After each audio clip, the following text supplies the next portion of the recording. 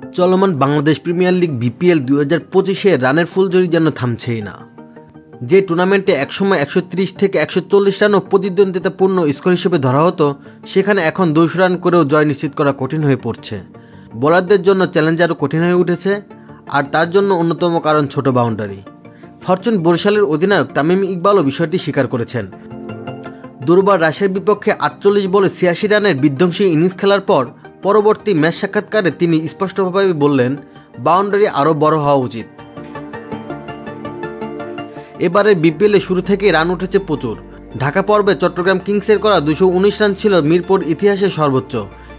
এরপর সিলেট পর্বের প্রথম ম্যাচেই সিলেট স্ট্রাইকার্স 205 রানের বড় সংগ্রহ করলেও রংপুর রাইডার্স 8 উইকেট হাতে রেখেই তাড়া করে ফেলেছে এই রান। রাজশাহীর 168 রান বরিশালের বিপক্ষে মোটো প্রতিদ্বন্দ্বিতাপূর্ণ হয়নি।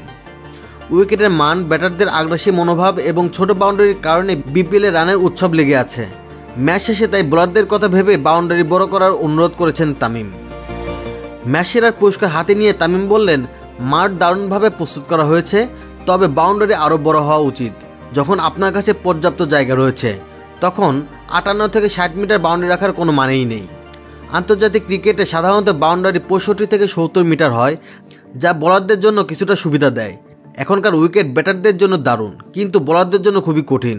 তামিম আরও বলেন, কিউরেটরদের কৃতিত্ব দিতেই হবে, তারা দারুণভাবে উইকেট তৈরি করেছে, কিন্তু যেহেতু মাঠে জায়গা আছে তাই বাউন্ডারি বড় করা উচিত। এই মুহূর্তে বোলারদের জন্য কোনো সুযোগই নেই। আশা করি কর্তৃপক্ষ বিষয়টি গুরুত্ব দিয়ে দেখবে। এখন পর্যন্ত বিপিএলে 3টি ম্যাচ খেলেছে ফরচুন বরিশাল, যার মধ্যে 2টিতেই জয় পেয়েছে তারা।